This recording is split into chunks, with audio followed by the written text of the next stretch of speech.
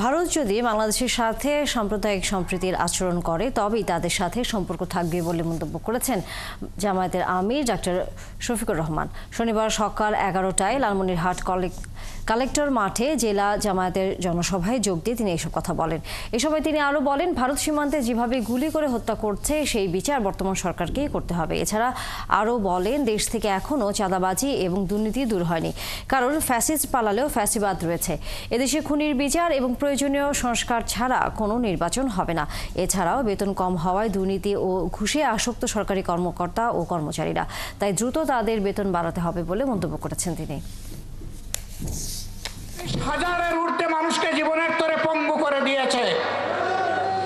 কেউ চোখ হারিয়ে অন্ধ, কেউ হাত পা হারিয়ে পঙ্গু, কেউ আবার স্পাইনাল কর্ডে বুলেট ইনজুরি নিয়ে প্যারালাইজড হয়ে হাসপাতাল কিংবা তার বাড়ির বিছানায় ছটফট করছে।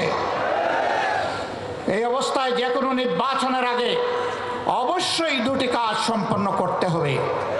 একটি হচ্ছে খুনিদের বিচার, এ বিচার দৃশ্যমান হতে হবে। আরেকটি হচ্ছে প্রয়োজনীয় সংস্কার। এই দুইটা ছাড়া বাংলাদেশের জনগণ কোনো নির্বাচন মেনে নেবে না।